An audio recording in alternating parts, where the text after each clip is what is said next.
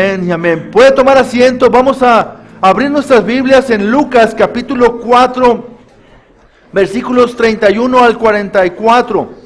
Lucas capítulo 4, versículos del 31 al 44. La semana pasada debimos estar viendo el tiempo en el que Jesús estuvo en su ciudad, ¿verdad? Ese fue el tema en el que estuvimos la semana pasada. Y vimos aprendimos algunos detalles importantes seguramente de lo que Jesús hizo cuando estuvo en Nazaret. Ahora vamos a ver, hermanos, en esas jornadas de trabajo de nuestro Señor Jesucristo. De hecho, así le he llamado las jornadas de trabajo de Jesús a este mensaje.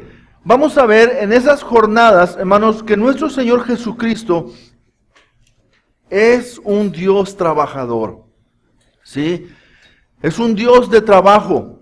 No es un Dios solamente así que está solamente sentado en su trono, sino que Él está trabajando, está dirigiendo, está orquestando toda la gran obra. Pero durante su ministerio, durante el ministerio del Señor Jesús, vamos a ver las jornadas de trabajo.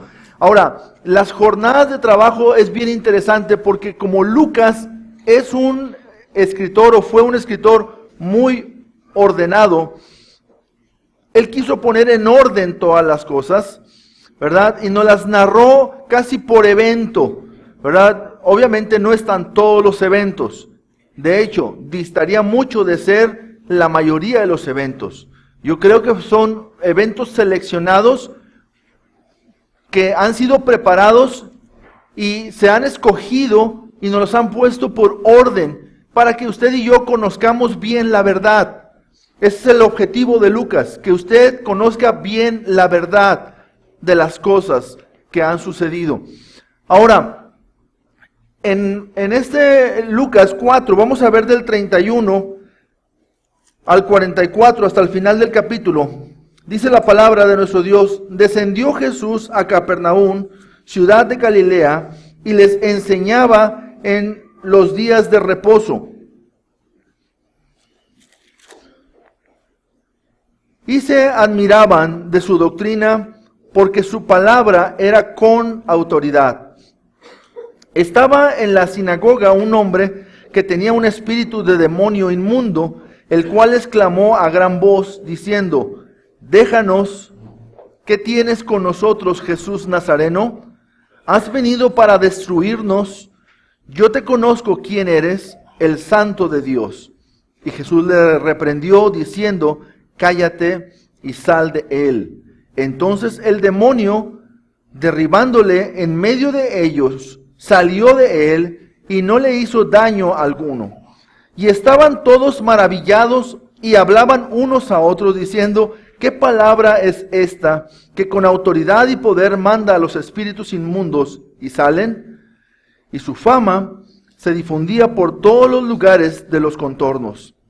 Entonces Jesús se levantó y salió de la sinagoga y entró en casa de Simón. La suegra de Simón tenía una gran fiebre y le rogaron por ella, e inclinándose hacia ella, reprendió a la fiebre y la fiebre la dejó. Y levantándose ella al instante, les servía.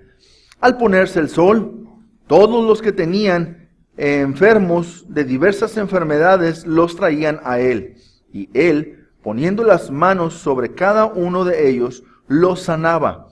También salían demonios de muchos, dando voces y diciendo: tú eres el Hijo de Dios. Pero él los reprendía y no los dejaba hablar, porque sabían que Él era el Cristo. Cuando ya era de día, salió y se fue a un lugar desierto, y la gente le buscaba, y llegando a donde estaba, le detenían,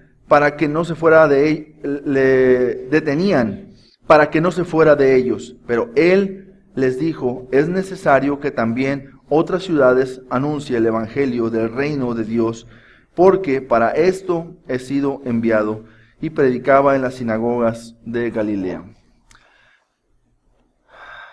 Algunas personas, nada más de ver la jornada de trabajo, una cosa y otro evento y otro evento y otro evento. A lo mejor ya nada más de verlo se cansó, ¿verdad? Ya, nada más de pensar en todo el trabajo que esto implica, ya se cansó. Pero, ¿qué vamos a aprender esta mañana usted y yo? Usted y yo vamos a aprender que Jesús es el gran ejemplo que todo siervo de Dios debería de imitar. Jesús, hermanos, es el gran ejemplo que todo siervo de Dios debería de imitar. Concéntrese en esta proposición de mi parte. Él es el gran siervo de Dios, ¿sí? Él es el ejemplo que todo siervo de Dios debería de imitar. Ahora, Él, dice la palabra de Dios, que estando en la condición de hombre, se humilló a sí mismo, haciéndose obediente hasta la muerte y muerte de cruz. Dice, tomó forma de siervo. ¿Qué hizo el Señor Jesucristo siendo Dios mismo? Estando aquí en la tierra, tomó forma de siervo. Y se humilló a sí mismo, estando en la condición de hombre, y se hizo obediente hasta la muerte. Ahora, ¿qué clase de trabajo hizo el Señor Jesucristo durante su ministerio? Fueron 3 años y medio de arduo trabajo. Pero hermanos, pareciera que esos 3 años y medio del trabajo del Señor Jesús representarían 10 o 15 o 20 años de cualquier otro trabajador sobre la tierra. Y hermanos, déjeme le digo, el Señor Jesús no abusó de ser Dios para usar su poder divino para hacer su trabajo ministerial, sino que, estando en la condición de hombre, Él hizo todo el trabajo ministerial.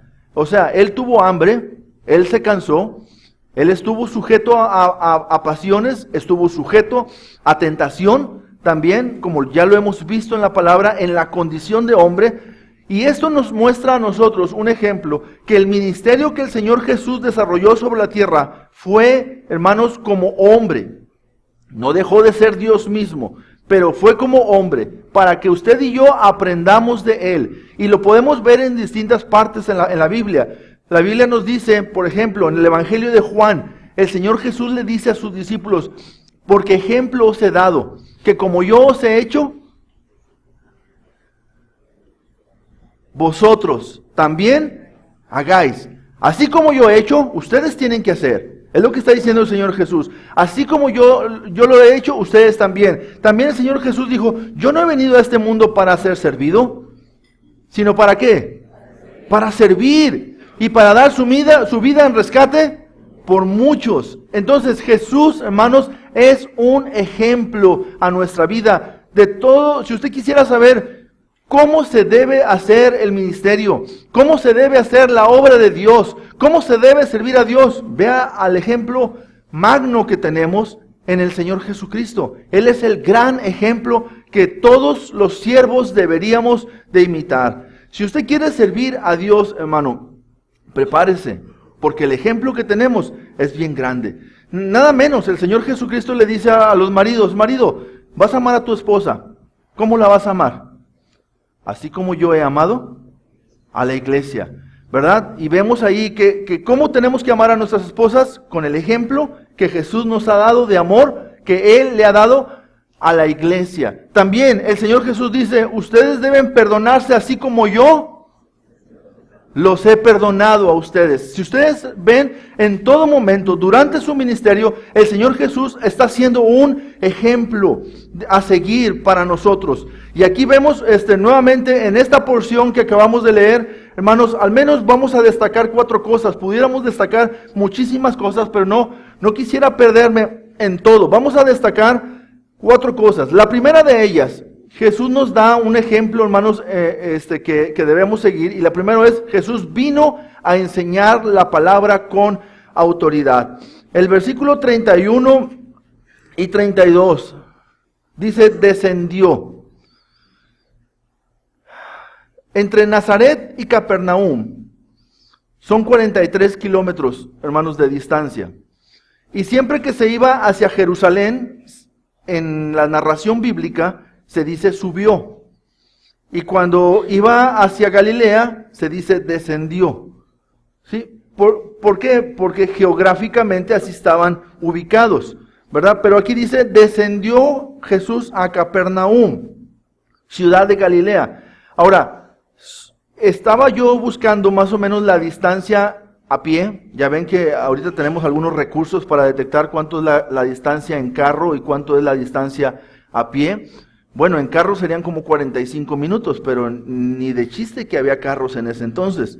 Entonces, caminar esos 43 kilómetros a pie con sus discípulos le representaban 8 horas y media aproximadamente. 8 horas y media de camino, si no se paraban ellos, que supongo que sí se han de haber parado en algún momento, ¿verdad? Bueno, entonces, esto es lo que representaba. Cuando dice descendió Jesús a Capernaum.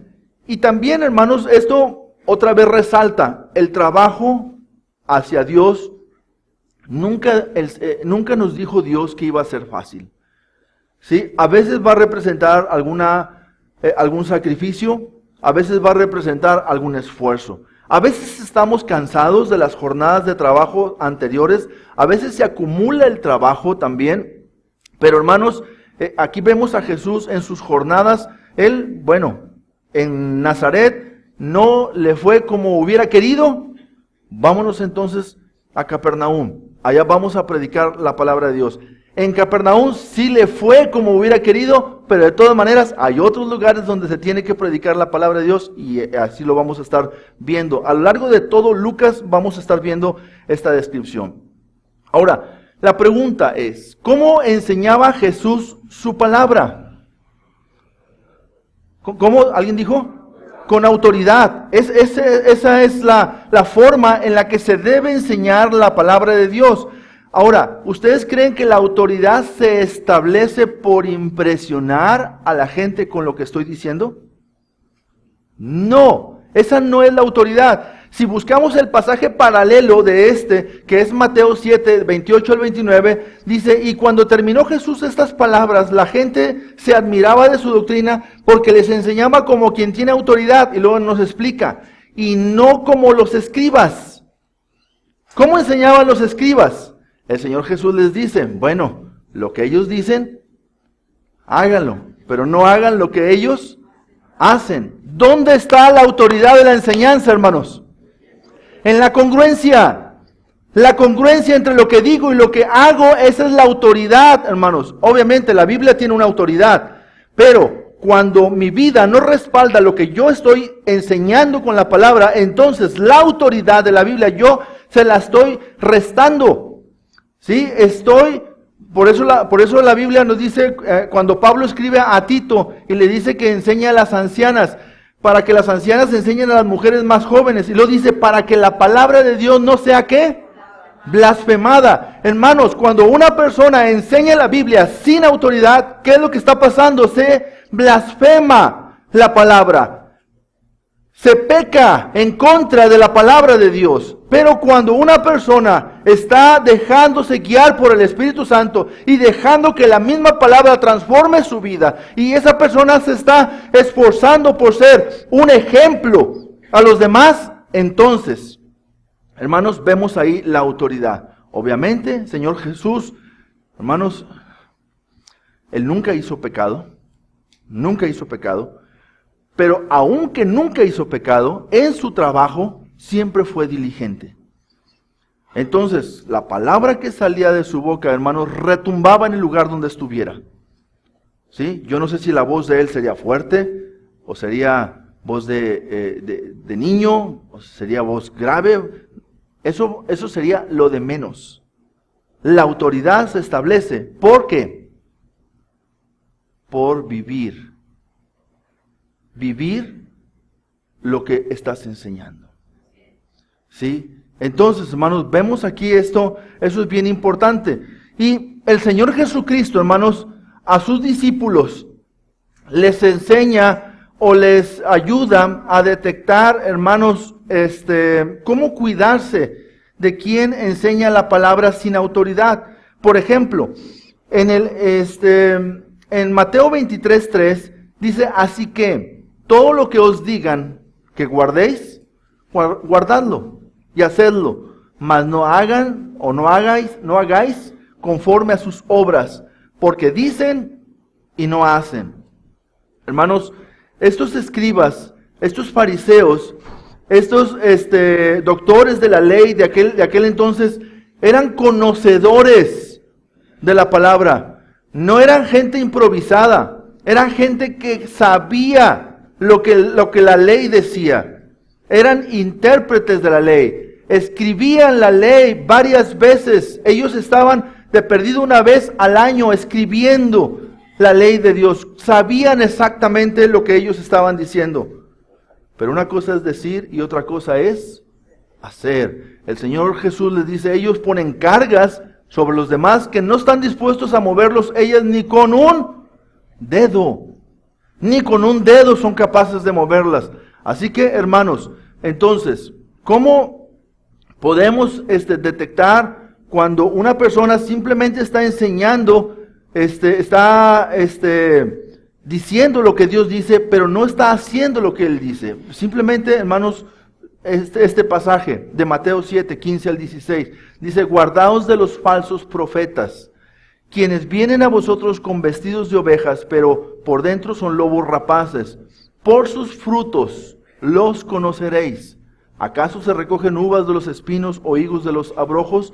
Entonces Dios está hablando de los profetas, predicadores o maestros que toman la Biblia, que enseñan, pero su fruto no respalda lo que ellos están diciendo o enseñando. Acuérdense, hermanos, hace 2 predicaciones que yo compartía con ustedes, la tentación de Jesús, vimos que si hay alguien que conoce la Biblia es el diablo. ¿Sí? Entonces, el conocimiento de la Biblia no debe ser una impresión, sino el fruto que vive la persona que enseña la Biblia. Eso es lo que realmente respalda y lo que da autoridad a la palabra que se emite. Amén.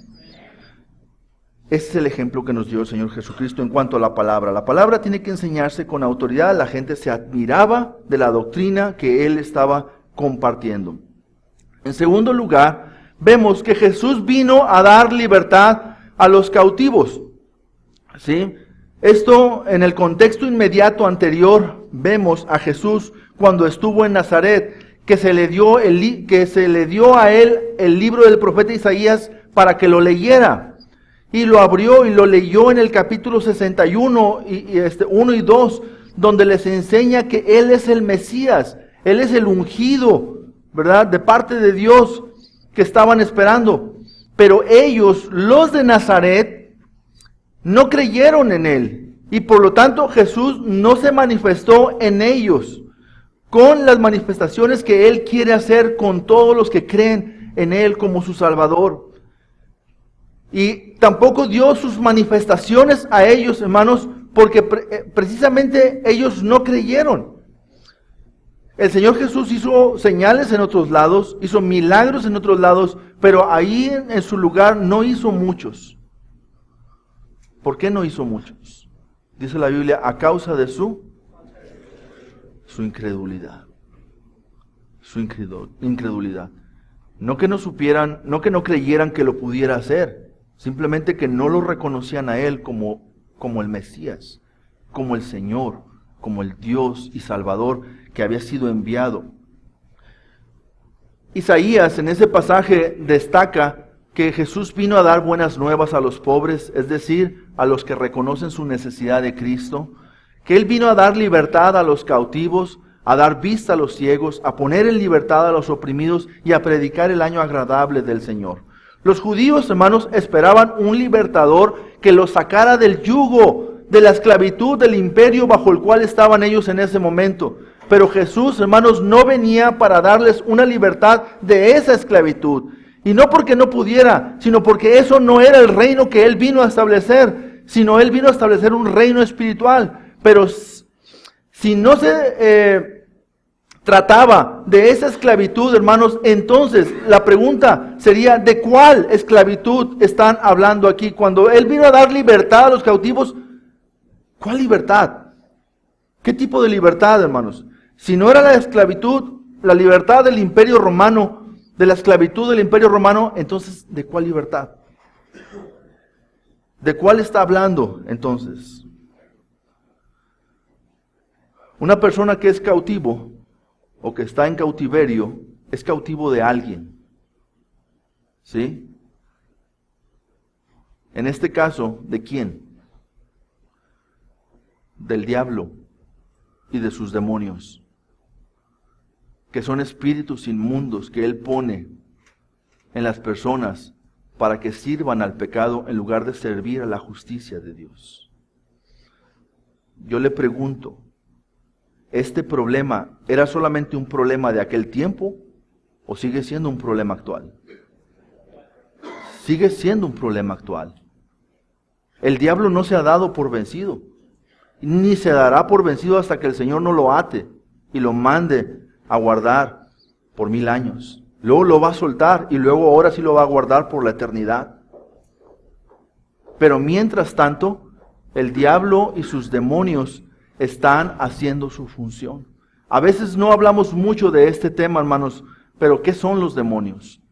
Los demonios, hermanos, son ángeles caídos, como indica Apocalipsis 12:9. Dice la palabra, y fue lanzado fuera el gran dragón, la serpiente antigua que se llama Diablo y Satanás, el cual engañaba al mundo entero, fue arrojado a la tierra y sus ángeles fueron arrojados con él. Hermanos, la caída de Satanás del cielo es descrita simbólicamente en Isaías 14 y en Ezequiel 28 también. Cuando él cayó, Satanás tomó algunos de los ángeles con él. Para ser exactos o precisos, tomó 1/3 de los ángeles de Dios. O sea, si los ángeles de Dios son millones de millones, 1/3 de esos es lo que tomó Satanás. ¿Por qué Satanás puede estar en todos lados si él no es omnipresente? Porque es líder. Es un rey de los demonios. Entonces, hermanos, a través de ello es que él se manifiesta. Entonces, bíblicamente los demonios son ángeles caídos, ¿sí?, que junto con Satanás escogieron rebelarse contra Dios. Algunos de los demonios, hermanos, ya están encerrados por su pecado bajo oscuridad en prisiones eternas para el juicio del gran día. Esto lo dice Judas capítulo 1, en el versículo 6. Otros están libres para vagar y y se les denomina a ellos los gobernadores de las tinieblas de este siglo, huestes espirituales de maldad en las regiones celestes, dice Pablo a los Efesios y en Colosenses también. Los demonios, hermanos, aún siguen a Satanás como su líder y batallan, luchan, pelean con los ángeles santos de Dios en un intento por frustrar el plan de Dios e impedir que el pueblo de Dios cumpla con la voluntad que Dios tiene, la voluntad de Dios que es agradable, que es perfecta y que es buena. Esa voluntad Dios quiere que se establezca en todos, pero los demonios, hermanos, están constantemente interrumpiendo ese propósito de Dios. Los demonios, como seres espirituales, hermanos, tienen la capacidad de tomar posesión de un cuerpo físico. La posesión demoníaca se produce cuando el cuerpo de una persona, hermanos, es totalmente controlado por un demonio. Esto, hermanos, no puede pasar a un hijo de Dios, puesto que el Espíritu Santo vive en el corazón del creyente, y donde el Espíritu Santo está, no puede estar. Así, el Espíritu Santo y el demonio no pueden habitar el mismo lugar. De hecho, cuando Jesús se acerca, hermanos, a un lugar donde está un demonio, el demonio inmediatamente se revela y dice, ¿por qué nos atormentas? ¿Qué vienes a hacer? ¿A dónde nos vas a mandar? ¿Por qué nos corres? Jesucristo, hermanos, durante su ministerio terrenal se encontró con muchos demonios. Por supuesto, ninguno de ellos era mayor que Jesucristo. Y cuando llegó la noche, dice la palabra en Mateo 8:16, trajeron a él muchos endemoniados, y con la palabra echó fuera a los demonios y sanó a todos los enfermos. La autoridad de Jesucristo sobre los demonios fue una de las pruebas de que Él era y es el Hijo de Dios. Los demonios, hermanos, que se encontraban con Jesucristo, sabían quién era y le temían. De hecho, ellos decían, ¿qué tienes con nosotros, Jesús? Y decían, Hijo de Dios. Ellos sabían quién era Jesús, mejor que muchos cristianos, inclusive. ¿Has venido acá para atormentarnos antes de tiempo? Dijeron los demonios en Mateo 8:29. Los demonios saben, hermanos, que su fin será un tormento. Lo saben. Pero mientras están desatados, y cuando Jesús los limita, los ata, los amarra, los expulsa, ellos dicen, has venido para atormentarnos antes de tiempo. Satanás y sus demonios, hermanos, ahora intentarán destruir la obra de Dios y engañar a todos los que puedan. Primera de Pedro 5:8, segunda de los Corintios 11. Los demonios, hermanos, son descritos como espíritus inmundos, también como espíritus de mentira en Reyes, y también los ángeles de Satanás en Apocalipsis 12:9. Satanás y sus demonios engañan al mundo, según los Corintios 4:4. Promulgan la doctrina falsa, 1 Timoteo 4:1. Atacan, hermanos, a los cristianos, según los Corintios 12:7 y 1 Pedro 5:8. Y combaten a los ángeles santos, lo vemos en Apocalipsis 12. Los demonios o ángeles caídos son enemigos de Dios, pero son enemigos derrotados ya, hermanos. ¿Amén? Parece que no escuchó bien lo que acabo de decir. Los demonios o ángeles caídos son enemigos de Dios, pero son enemigos derrotados. Amén. Jesucristo desarmó, hermanos, a los poderes y a las potestades. Y dice la palabra, y los humilló en público al exhibirlos en su desfile triunfal. En Colosenses 2:15 vemos esto. Al someternos a Dios y resistir al diablo, no tenemos nada que temer, porque mayor es el que está en nosotros, en vosotros, que el que está en el mundo. ¿Cuándo nos sometemos a Dios? Dios dice, someteos pues a Dios, resistid al diablo, y Él, el mismo diablo, cuando te sometes a Dios y lo resistes, huirá.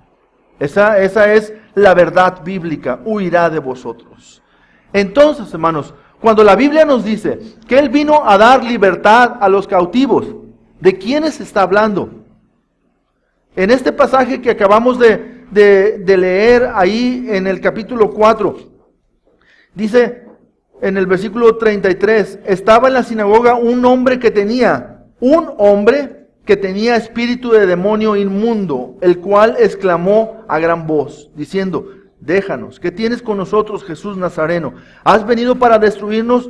Yo te conozco quién eres. Le dice, el Santo de Dios. Y Jesús le reprendió. Jesús no se dejaba, hermanos. Él nos impresionaba por la adulación. A veces nosotros cuando somos adulados nos derretimos, ¿verdad? Jesús no. Jesús sabía el corazón de estos demonios.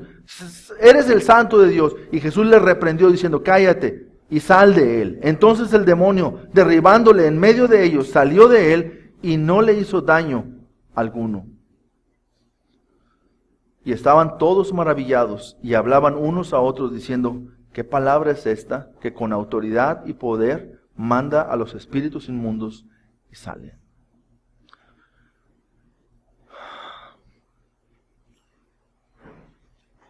Si unimos este pasaje al contexto de la semana pasada que ustedes vieron aquí, cuando Jesús estuvo en Nazaret, Jesús tenía poder para hacer milagros y Él podía hacer milagros donde Él quisiera.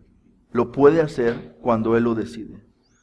Pero hay un elemento fundamental, hermanos, para que la manifestación del poder de Dios sea derramada en un lugar. Y se llama la fe. La fe.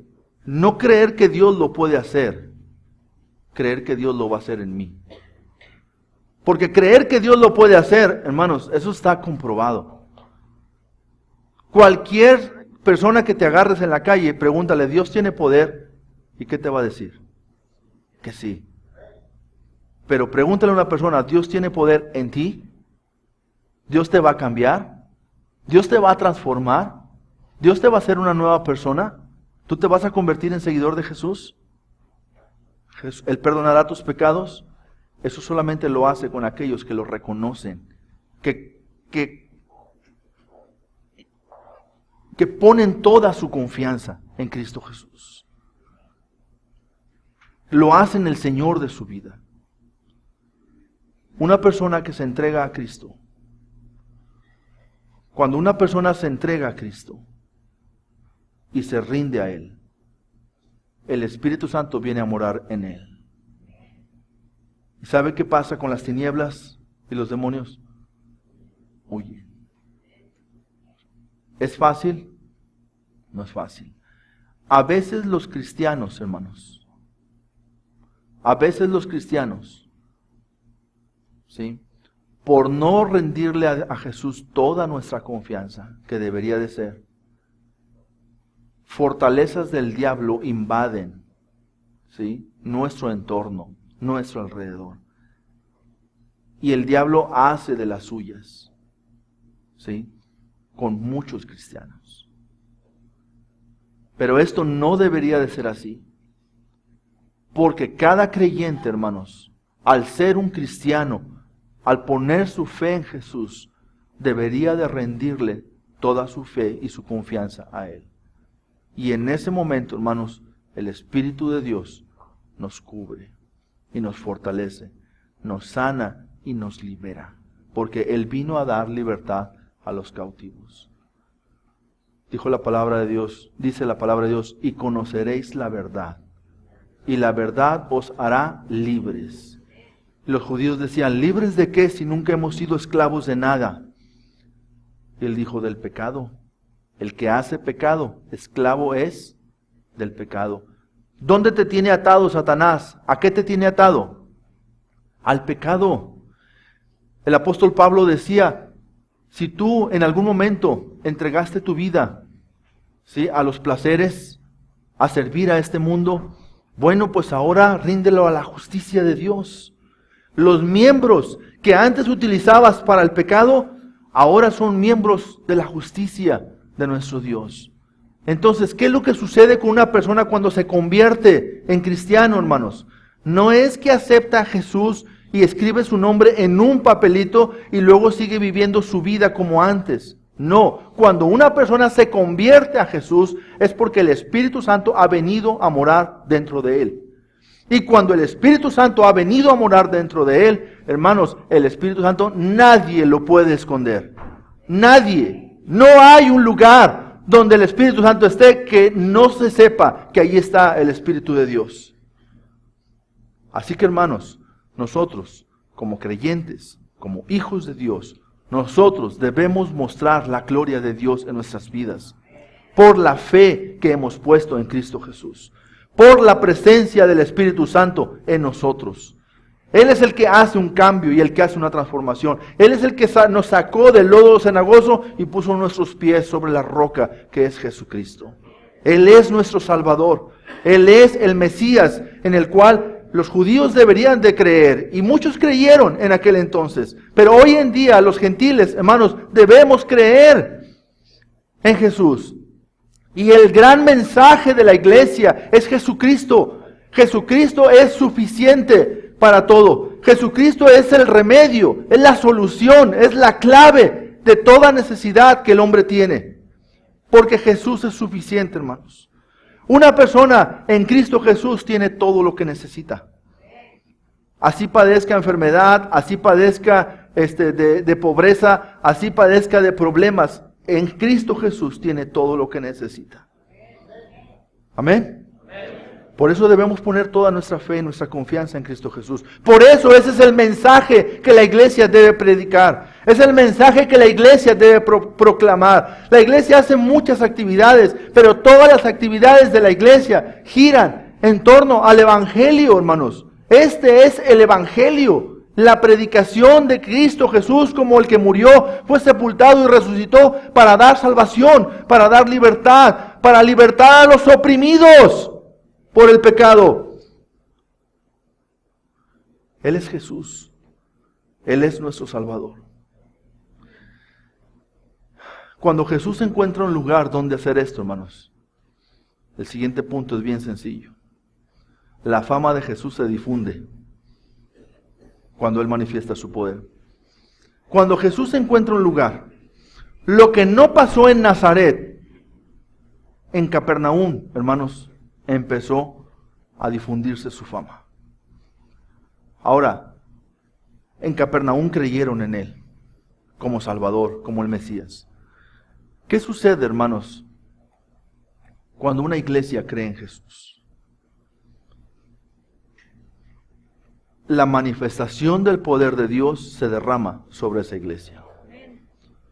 ¿Y qué sucede cuando la manifestación del poder de Dios y su gloria se derraman sobre una iglesia, hermanos? Su fama se difunde por todos lados. Mucha gente a los alrededores empieza a convertirse a Cristo Jesús. Mucha gente de los alrededores empieza a acudir a buscar a Cristo Jesús. Hermanos, nosotros no somos una iglesia para jugar a la religiosidad. Somos la verdadera iglesia de Jesucristo. Y no digo que las demás no lo sean, no. Cada iglesia evangélica es la verdadera iglesia de Jesucristo.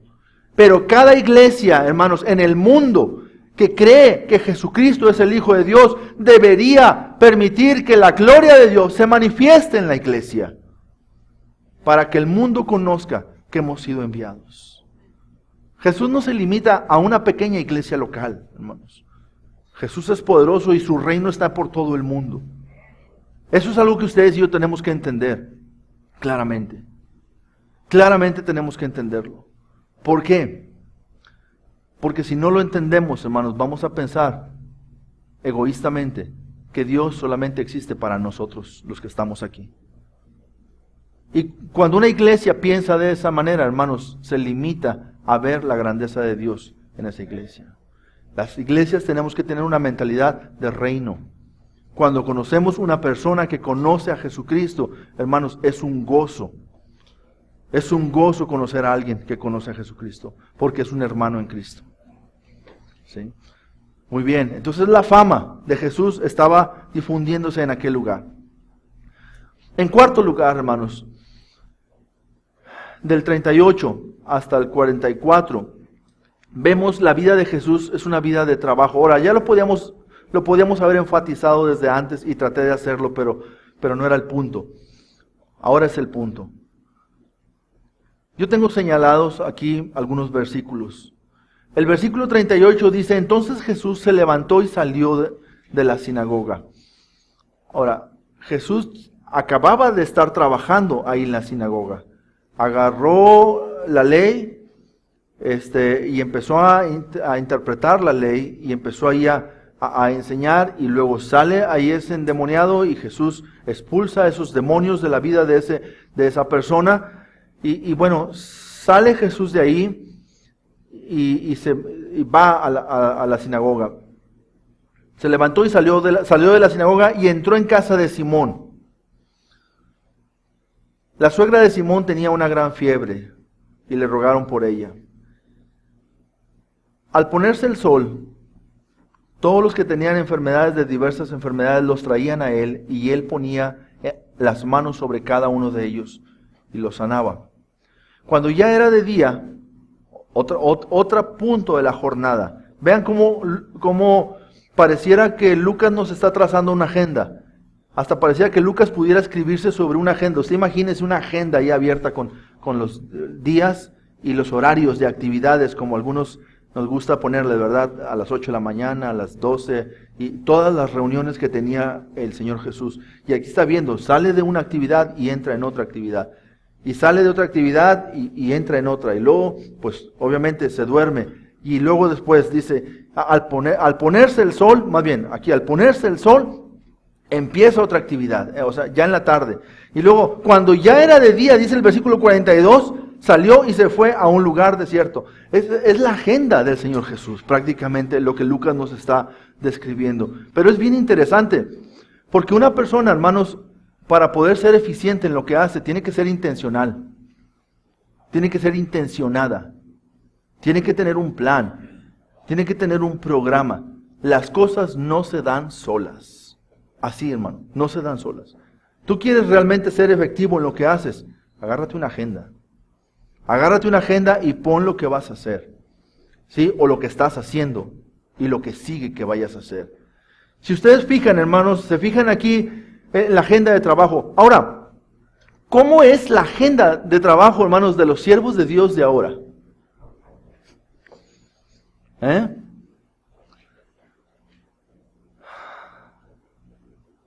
Tenemos que cuidar el cuerpo, tenemos que cuidar la salud, y tenemos que cuidar una serie de cosas. Y es cierto, hermanos, tiene un grado de verdad eso. Tenemos que cuidar el cuerpo, y sí tenemos que cuidar la salud, y sí tenemos... Pero hermanos, muchas veces Dios nos tiene aquí como siervos de Él, y nos tiene con un propósito. Imagínese Dios en el cielo, y luego la persona que tiene necesidad, la suegra de Pedro, ahí estaba. ¿Usted cree que Pedro no estaba orando por su suegra?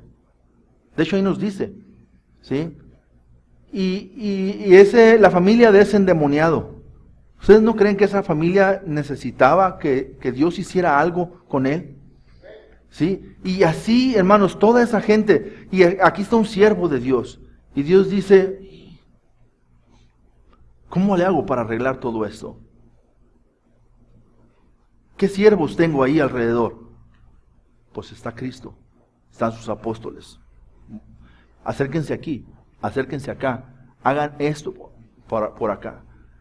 Un siervo de Dios, hermanos, reconoce que la agenda casi Dios se la está moviendo. ¿Sí? Como si fuera electrónica. ¿Sí? Aparece, oh, no había visto ese pendiente, ahí está ese pendiente, hay que ir a la casa de tal. Hoy que falleció tal persona, familiar de quién sabe quién, una oportunidad para compartir el evangelio. Que hay una persona que está en el hospital y pues bueno, es una oportunidad para ir y orar y hablar con él y todo. Entonces, la agenda de un siervo de Dios. Pero hoy en día, hermanos, mucha gente está cansada por cosas que no son importantes. Nos cansamos en cosas que no son importantes. En lugar de guardar la fuerza, la salud, la energía, el ministerio, el tiempo, los recursos económicos y todo lo que Dios nos da, ¿para qué? Para cumplir la agenda de Dios. Dios tiene una agenda que hacer. Y aquí está Jesús. Y vamos a ver algunos detalles de ello. Por ejemplo, dice aquí, al ponerse el sol, todos los que tenían enfermedades, el versículo 40, de diversas enfermedades los traían a él, y él poniendo las manos sobre cada uno de ellos, los sanaba. Cuando ya era de día, salió y fue a un lugar desierto. ¿A qué fue? ¿A qué iba el Señor Jesús muy temprano, siendo aún de mañana? ¿Sí? Cuando ya era de día. ¿Cuándo era de día, hermanos? ¿A las 10 de la mañana? No, eso es media mañana, ¿verdad? ¿Cuándo era de día? ¿Cuándo es de día para nosotros? 6 de la mañana. La primera hora del día. De hecho, el día se mide allá, entre ellos, comenzaba, la primera hora del día era las 6 de la mañana. Esa era la primera hora, porque es cuando comienza el día, la luz. Bueno, fue a un lugar desierto. Y allí estaba en ese lugar desierto. ¿Tú tienes un lugar desierto? ¿Tienes un lugar quieto? ¿Tienes un lugar donde tú puedes estar con Dios? ¿Lo visitas de vez en cuando? ¿Es parte de tu agenda estar ahí? Un siervo de Dios, hermanos, tiene que hacerlo. Un siervo de Dios no tiene opción. Necesita llenarse de energía, de poder. Necesita llenarse de la presencia de Dios. Necesita estar en sintonía con el corazón de Dios. ¿Y dónde lo haces? Allí, en ese lugar. En ese cuarto de guerra para algunos. En ese lugar de batalla. En el lugar donde estoy a solas en la presencia de Dios. Ese es el lugar. Pero luego dice el versículo 42, sigue diciendo, y la gente le buscaba. Y llegando a donde estaba, le detenían para que no se fuera de ellos. Y hermanos, la gente tiene mucha necesidad y quiere más, y quiere más, y quiere más. Y hubiera sido maravilloso que se pudiera quedar en ese lugar. Hubiera sido maravilloso para ellos, ¿verdad? Pero ¿cuál fue su respuesta para él. Pero él les dijo, es necesario que también a otras ciudades anuncie el evangelio del reino de Dios. Y aquí estamos viendo otra parte de la agenda. De aquí sigue otra ciudad. Y luego otra ciudad donde se tiene que predicar, hermanos, el evangelio del reino de Dios. Entonces, vemos aquí el trabajo del Señor Jesús.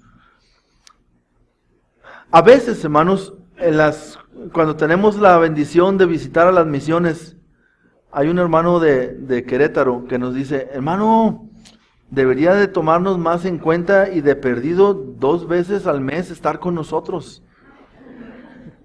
Le digo, y luego la iglesia que pastoreo allá, ¿qué? Y luego me dice, pues no, hermano, ellos ya saben caminar solitos. Y lo dice, no, usted ponga ahí 2 veces al mes estar con nosotros. Le digo, ¿y las demás misiones cuándo? Y luego dice, no se crean, pero está bromeando, ¿verdad? Pero siempre la gente quiere, hermanos, que haya palabra constante y ver personas que están ahí predicándoles y enseñándoles. Cuando íbamos a San Fernando también, palabras de hermanos que nos dicen, hermanos, no nos dejen. Ahorita, gracias a Dios, tienen un pastor y la obra está avanzando, pero en tiempos así difíciles decían, no nos dejen. Pero la palabra tiene que irse a predicar en otros lugares y tiene que estarse predicando. Pero encuentro otro principio aquí también, hermanos. Que una persona no va a estar recibiendo toda la vida. La persona tiene que recibir y tiene que dar. A veces, hermanos, la iglesia quiere estar come y nunca va a dar. No, hermanos, es tiempo que la iglesia dé.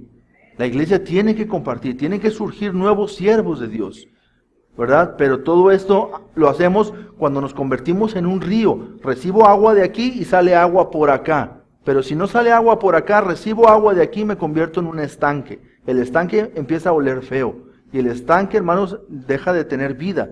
En cambio, un río, entra agua y sale agua. Y el agua que cruza es agua cristalina. Es agua fresca, es agua que constantemente está mostrando la gloria de Dios. Entonces, hermanos, esto se los digo a ustedes, ¿sí? Que tienen tiempo de estar escuchando la palabra de Dios. No todo el tiempo van a estar escuchando palabra.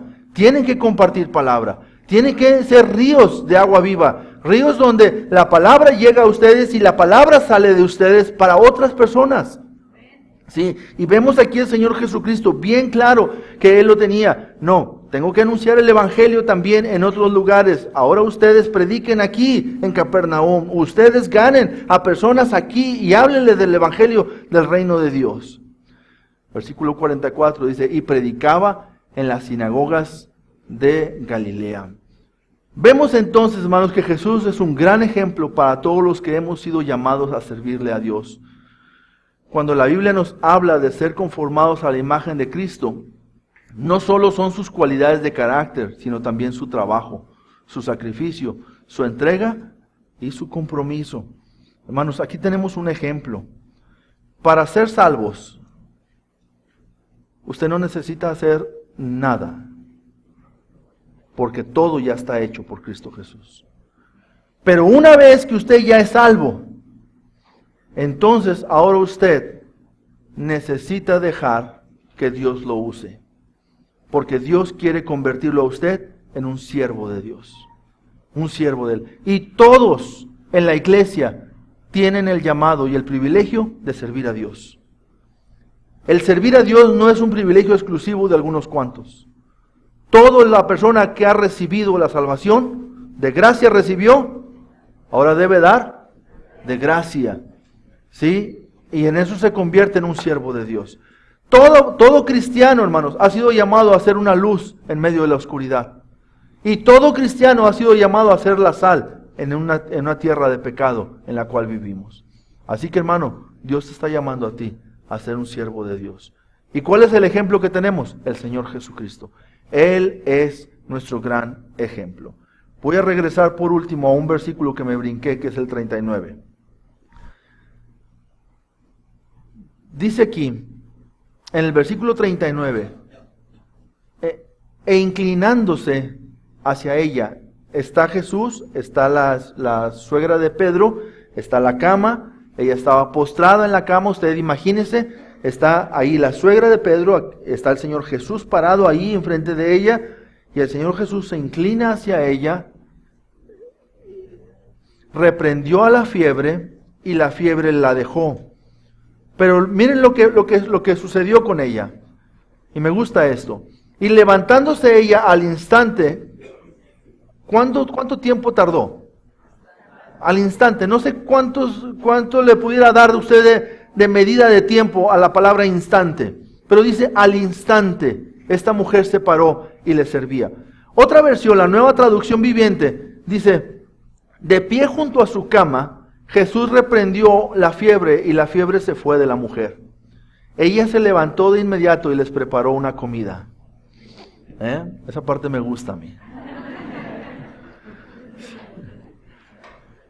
Le servía a Jesús. Yo hoy no le puedo preparar una comida porque no la necesita hoy. Su cuerpo ya fue glorificado y está sentado a la diestra del Padre.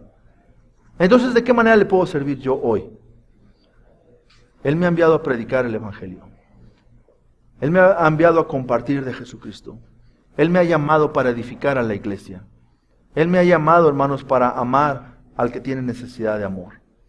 Él me ha llamado, hermanos, para ser sus brazos, para ser sus pies, para ser sus ojos, para ser sus oídos. Él me ha llamado, hermanos, a ser parte del cuerpo de Jesucristo. Él me ha llamado como miembro del cuerpo de Cristo Jesús a tener una función aquí en la iglesia. Cuando yo he sido sanado, cuando el Señor ha perdonado mis pecados, cuando Él me ha librado y me ha libertado de toda opresión, es tiempo de que al instante me pare y comience a servirlo. Hermanos, Dios a ti te ha dado tu salud espiritual. Dios a ti te ha dado salvación. Dios a ti te ha dado, hermano, el perdón de los pecados en tu vida. ¿Qué tienes que hacer con Él? Servirle. No le vas a servir para ser mejor. Le vas a servir porque ahora eres miembro del cuerpo de Jesucristo. Por eso le vas a servir. Porque Él te ha sanado. Para que tú, a tu vez, ayudes a otros a sanar. Él te ha libertado para que tú ayudes a otros a ser libres. Él te ha dado salvación para que ayudes a otros a que sean salvos. Entonces Dios te está llamando a ti esta mañana a ser imitador de Jesucristo. ¿Qué vas a hacer? ¿Así te vas a quedar? Entonces, hermanos, es tiempo de poner acción. Es tiempo de actuar, de presentar tus miembros a la justicia de Dios, para que Dios sea el que haga su justicia a través de ti. Vamos a orar.